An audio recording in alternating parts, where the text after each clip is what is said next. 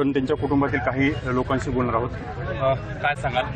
आता जे खोटे गुन्हे दाखल होत आहेत, जे तुम्ही आंदोलन करताय, कुठं टाक्यावर चढताय, कुठं मोर्चे काढताय, असं करून न्याय व्यवस्था घेत असते का निर्णय? असे खोटे गुन्हे मग कोणीही म्हणेल ना आम्ही इथून उडी टाकतो तिथून उडी टाकतो, आमचा गुन्हा घ्या म्हणून, ही कुठली पद्धत आहे? आमचा न्याय व्यवस्थेवर पूर्ण विश्वास होता आणि आहे, म्हणून आम्ही 1 महिने झालं कोणी सगळे आमचे मायबाप जनता सगळे शांत होतो, का तर आमचा पूर्ण विश्वास आहे। आम्ही न्यायाप्रमाणे चालत होतो, कायद्याप्रमाणे चालतोय, आता पण चालणार। पण हे चुकीचं आहे। जर कोणी जर म्हणत असेल की आम्ही हे करतो ते करतो, आमचे हे 302 करा, मोका लावा, ही कुठली पद्धत आहे? हे चुकीचं आहे। जोपर्यंत खोटे गुन्हे मागे घेतले जात नाहीत तोपर्यंत आम्ही इथून उठणार नाहीत। आणि आज ह्यांची आई, ह्यांना जर काही झालं तर याला पूर्ण प्रशासन जबाबदार राहील। आता पोलीस अधिकारी आलते आपल्याकडे बोलायला, पोलिसांनी काय सांगितलं तुम्हाला? पोलिस सांगतायत की तुम्ही ह्यांची प्रकृती खराब आहे तर ह्यांना हॉस्पिटलमध्ये घेऊन जावा, पण त्या जायला तयार नाहीये। त्यांनी रात्रीपासून पाणीही पिलेलं नाहीये, त्यांना गुडघ्याचा त्रास आहे, दम्याचा त्रास आहे, बीपीचा त्रास आहे, त्यांनी पाणी पिलेलं नाही। 8 वाजल्यापासून आम्ही इथं बसलेलो आहोत। आज इथं तुम्ही प्रत्येक महिलाला, प्रत्येक माणसाला विचारू शकता की अण्णा कसा माणूस आहेत आणि कसे आहेत ते प्रत्येक जण तुम्हाला सांगेल। आणि पूर्ण मीडियाला एकच विनंती, आम्ही 1 महिना झाला आमच्या माणसाबद्दल काय काय ऐकतोय हे आम्हाला माहिती आहे आणि आम्ही सहन करतोय। हे चुकीचं मानसिक त्रास देणं बंद करा आणि चुकीचा प्रचार करणं बंद करा। खरंच तुमच्याकडे जर प्रूफ असेल तर तुम्ही दाखवा ना, काहीही दाखवताय कशासाठी? यांना बदनाम करण्यासाठी? हे सगळं राजकारण चालू आहे, सगळं राजकारण आणि जातीयवाद करणं बंद करा। भयानक जातीवाद, ओबीसी मराठा एकत्रच आहोत ना आपण सगळे, कशासाठी जातीवाद करताय तुम्ही? कशासाठी वेगवेगळं म्हणताय? आज न्यायालयाने 15 दिवसाची कोठडी सुनावली परत त्यांना। अजून आम्हाला मोक्याची नको, आम्हाला मोका आणि 302 जे लोक म्हणतायत ते नकोय। जर तुमच्याकडे प्रूफ असेल, सबूत असेल तर आम्ही त्याला तयार आहोत मान्य जायला, सामोरे जायला। जर तुमच्याकडे काही नसताना आंदोलन करून काही बोलून जर आरोप ढकलत असतात आणि ते जर कायदा न्याय व्यवस्था करत असेल तर हे चुकीचं आहे। बाकी न्याय व्यवस्था जे निर्णय देईल ते आम्हाला मान्य असेल। काय सांगाल? तुम्ही पण सकाळपासून या ठिकाणी आहात, आजींची तब्येत बिघडलेली आहे। आजींची तब्येत बिघडलेलीच आहे, पण जे काही चालू आहे ते बंद व्हावं।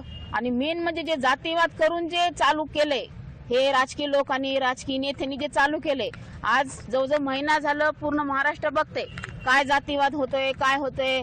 जर जातीवाद करून जर एखाद्याला न्याय देण्याचा प्रयत्न करत असाल तर जातीवाद करून एखाद्याला तुम्ही गुन्हेगार सुद्धा ठरवू शकत नाही।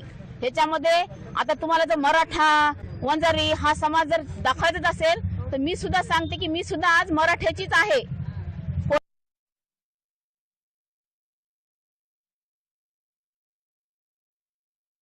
आज मी माझ्या बांधवांना सुद्धा, माझ्या जाती बांधवांना सुद्धा विचारेल ह्याच्यामध्ये काय तथ्य आहे? एवढी जनता, एवढी महाराष्ट्र मूर्ख नाहीये, महाराष्ट्र मूर्ख नाहीये। जे काही महिनाभर जे चालू आहे जातीवादावर राजकारण जे चालू आहे ह्याच्यावर ऐकायला एवढी काही मानसिकता लोकांची बिघडलेली नाहीये ऐकून निर्णय घेण्यासाठी। आणि ऐकून निर्णय घेऊन, लोकांचं ऐकून, सरकारने तुमच्या जे काही आमदार खासदार लोक जे काही आरोप करतात त्यांचं ऐकून, जर तुम्ही एखाद्या सामान्य व्यक्तीला, सामान्य कार्यकर्त्याला, एक सामान्य जातीचा म्हणून जर त्याला टार्गेट करून जर तुम्ही त्याच्यावर गुन्हे लादत असाल तर हे फार मोठं चुकीचं आहे। आज पूर्ण महाराष्ट्रातल्या सर्व लोकांना, त्यातल्या त्यात जे मराठा बांधव आहेत, जे माझे लोक आहेत, त्यांना सुद्धा माझं आव्हान आहे की हे काही आपल्या जातीबद्दल जे काय चालू करून जे काय सामान्य लोकांना जे वेठी धरलं जाते हे बरोबर नाहीये। हे जे जातीवाद करून जे लोक हे विचित्र प्रकार जो घडवत आहेत हा थांबलाच पाहिजे कुठंतरी। आणि गुन्हेगाराला कुठलीही जात नसती। जेव्हा गुन्हा घडत असतो, जेव्हा अपराध घडत असतो तेव्हा जात बघितली जात नाही आणि जात बघून कुणाला आरोपी केलं जात नाही, जात बघून कुणाचे खूनही केले जात नाहीत। जे काय होत असते काय त्यांच्या भानगडीतून, त्यांच्या समस्येतून झालेल्या गोष्टी असतात। जाती वळण देऊन जर ह्याच्यामध्ये जर तुम्ही जर कुणाला, आमच्यासारख्या लोकांना जर आरोपी धरून जर त्यांच्यावर मोठे मोठे गुन्हे दाखल करत असाल तर ही फार मोठी चुकीची गोष्ट आहे। आणि त्याच्यासाठी आम्हाला आंदोलन किंवा आव्हान आणि हे करणं गरजेचंच आहे आणि हे थांबवावं, हे पूर्ण थांबवावं। न्याय व्यवस्थेवर आमचा पूर्ण विश्वास आहे। न्याय व्यवस्थेनं आमचं हे गोष्टी चालू होत्या, आम्ही महिनाभर झालो न्याय व्यवस्थेवर विश्वास ठेवून आज महिनाभर झालं शांत होतो। पण काल जातीवाद करून जर तुम्ही आंदोलन करून जर तुम्ही माझ्या नवऱ्यावर जर हे गुन्हे दाखल करा असं जर सांगत असाल तर हे पूर्णपणे थांबलं पाहिजे। आणि ते जर त्यांच्यावर जर गुन्हे दाखल झाले तर मी सुद्धा आज इथं जोपर्यंत त्यांच्यावर हे गुन्हे मागे घेतले जाणार नाहीत तोपर्यंत आम्ही इथून उठणार नाही।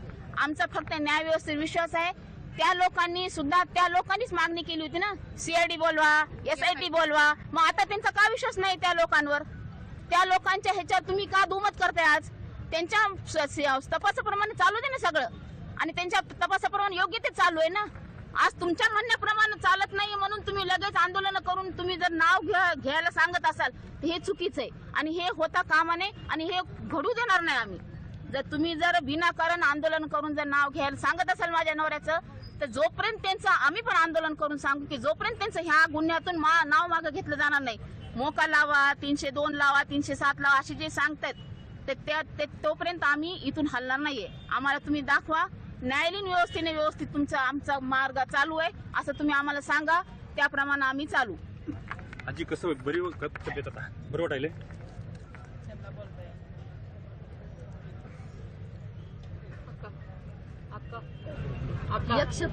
एक शब्द बोल. कायद्यानं काय ते होईल मला माझ्या पोराचं. त्यांचा BP वाढतो. प्रकृतीची तपासणी केली जात आहे या ठिकाणी. त्या बोलण्याच्या परिस्थितीमध्ये नाही येत.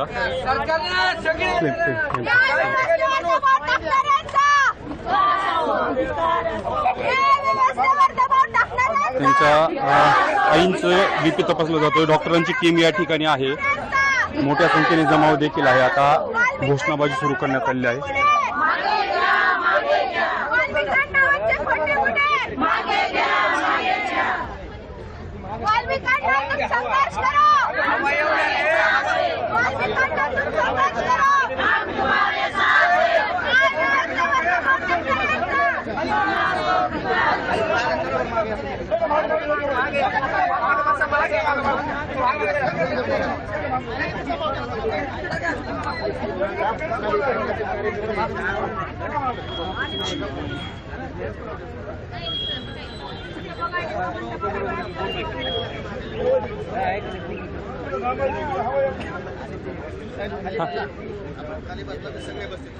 ओके.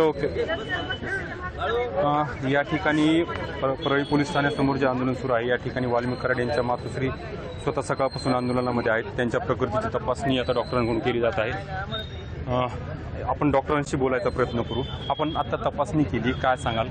कशी ते मगाशी पण ज्यावेळेस सुरुवातीला तपासणी केली होती त्यावेळेस त्यांचा BP थोडासा वाढून होता, आणि आता परत त्यांचा BP तपासलाय तर ते वाढून आहे. त्यांना आम्ही तसं इथं पोलीस स्टेशनला आम्ही त्यांना हॉस्पिटलायझेशनची गरज आहे असं पत्र दिलंय. तुम्ही 2-3 वेळेस तपासणी केली, कशा पद्धतीने चढ उतार दिसून आले? चढ उतार अचानकपणे वरी जातोय BP, परत सेट डाऊन होतोय, म्हणजे खाली येतोय, असं खालीवरती चालू आहे BPचे सध्या. आणि ग्लुकोज मगाशी BSL पण चेक केली होती, ब्लड ग्लुकोज लेवल, तर त्यावेळेस पण स्टेबल होती, पण त्यांनी काहीही घेतलेलं नाहीये. आम्ही ORSचं पाणी तरी घ्या म्हणतोय त्यांना, पण ते घ्यायला तयार नाही आहेत. तर त्यांना हॉस्पिटलायझेशनची गरज आहे. आमच्या डिपार्टमेंटच्या वतीनं आम्ही तसं PI साहेबांना निवेदन दिलेलं आहे. डॉक्टर म्हणून काय रिकमेंड कराल तुम्ही त्यांच्या कुटुंबियांना, कारण ते आंदोलनातून उठायची तयारी नाहीये त्यांची? ते बाकीचं तर मी काय मला माहित नाही, पण माझा असा सल्ला राहील किंवा त्यांना हॉस्पिटलायझेशन केलं तर बेस्ट, पेशंटच्या तब्येतीसाठी चांगलं राहील. ते डॉक्टरांनी सांगितलंय की त्यांची प्रकृती खराब होते आणि त्यामुळे त्यांना दवाखान्यात दाखल केलं तर चांगलं राहील. मावशी, आता डॉक्टरांनी तपासणी केली त्यांची, डॉक्टरांचं असं म्हणणं आहे की त्यांना दवाखान्यात दाखल करणं गरजेचं आहे. हे बघा, आम्हाला जोपर्यंत न्यायालय सांगत नाही, आम्ही ज्या प्रोसिजरनं चाललो होतो त्या प्रोसिजरनं जर व्यवस्थित न्यायालय जात असेल तर आम्ही आता हे आंदोलन सर्वांना हात जोडून सोडायला तयार आहे. जर त्यांच्यावर जर न्यायालय जर मोका किंवा असे काही विचित्र गुन्हे जर दाखल करत असेल तर ते मागं घेतल्याशिवाय आम्ही इथून हलणार नाही. आमचा न्यायव्यवस्थेवर पूर्ण विश्वास आहे. ज्या पद्धतीने प्रोसिजर चालू होतं त्या पद्धतीने जर प्रोसिजर पुढे जात असेल तर आम्ही त्या न्यायव्यवस्थेला मदत करायला तयार आहे, किंवा त्याच्या हिशोबाने आम्ही पुढे जायला तयार आहे. आम्हाला जर जोपर्यंत आम्हाला व्यवस्थित आमची बातमी कळत नाही की कशा पद्धतीने न्यायव्यवस्था न्याय देत आहे तोपर्यंत आम्ही इथून हलणार नाही. त्यांच्या BP खालीवर होतं, प्रकृतीमध्ये खूपच. आणि त्या सकाळपासून 2-3 वेळची तपासणी केली, फ्लक्च्युएशन दिसत आहे. हो, जास्त का तर त्यांना गरजेचे आता हॉस्पिटलमध्ये जाणं, पण ते ऐकत नाहीयेत. पाणी सुद्धा पिलेलं नाहीये त्यांना दम्याचा त्रास आहे, BPचा त्रास आहे आणि दोन्ही गुडघ्यांचा. त्यांना जास्त वेळ बसायला सुद्धा चालत नाही, तरी त्या 8 वाजल्यापासून आम्ही इथं बसलेलो झालं ते विशेष ठेवूनच होते ना न्याय व्यवस्थेवर. कालपासून त्यांना सुरू झाले ना आंदोलन करून तुमच्या मुलांवर आता अन्याय करतात हे गुन्हे दाखल करायला. मग ती माऊली कशी शांत बसेल? मग तिला कसं सहन होईल? ते जोपर्यंत आंदोलन करून जर हे जे गुन्हे दाखल करतायत हे जोपर्यंत मागे घेणार नाही तोपर्यंत आम्ही इथून उठणार नाही. एकूणच आंदोलन करून जे गुन्हे दाखल केले जाते तर त्याला आमचा विरोध आहे आणि त्यामुळे जोपर्यंत अशा प्रकार थांबत नाही तोपर्यंत आम्ही उठणार नाहीत. या ठिकाणी वाल्मिक कराड यांचा आई आहे, त्यांचा काही वेळापूर्वी डॉक्टरांनी तपासणी केली. डॉक्टरांनी देखील स्पष्ट सांगितलं की त्यांना हॉस्पिटलाइज करणं गरजेचं आहे, कारण त्यांच्या प्रकृतीमध्ये सकाळपासून परिकार मोठ्या प्रमाणात दिसून आलेले आहेत आणि त्यामुळे त्यांना दवाखान्यामध्ये दाखल करणं गरजेचं आहे. परंतु एकूण कुटुंबाची जी भूमिका आहे, त्यांच्या आईची जी भूमिका आहे, त्यांनी स्पष्ट सांगितलं आहे की जोपर्यंत हा प्रकार बंद होत नाही, जे खोटे गुन्हे दाखल केले जात आहेत ते बंद होत नाही, आंदोलनाच्या माध्यमातून जो दबाव टाकला जातो आणि त्यामुळे जे गुन्हे दाखल होत आहेत ते मागे घेतले जात नाही, तोपर्यंत आम्ही आंदोलन संपवणार नाही, असं स्पष्ट भूमिका त्यांनी घेतलेली आहे. या ठिकाणी मोठ्या प्रमाणामध्ये जमतोय, ग्रामीण भागातील असतील, शहरी भागातील असतील नागरिक आणि या ठिकाणी आलेले आहेत. पुन्हा काही डॉक्टर मंडळी आलेली आहे असं दिसतंय. रोल ठेवले आपण या ठिकाणी आता घोषणाबाजी पुन्हा एकदा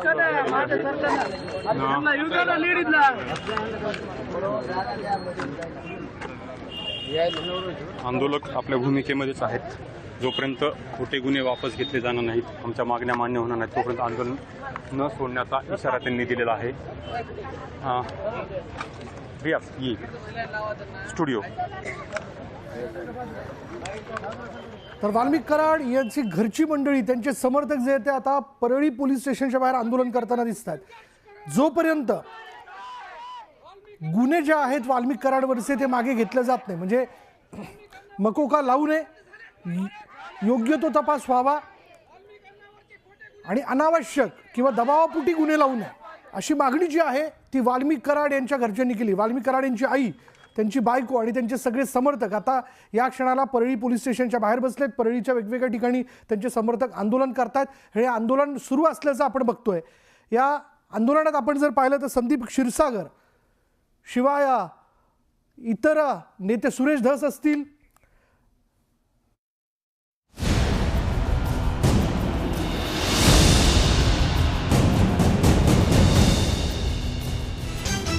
हेडलाइन्स प्रायोजक राजयोग पेंट्स. आनंद तुमचा, रंग आमचा.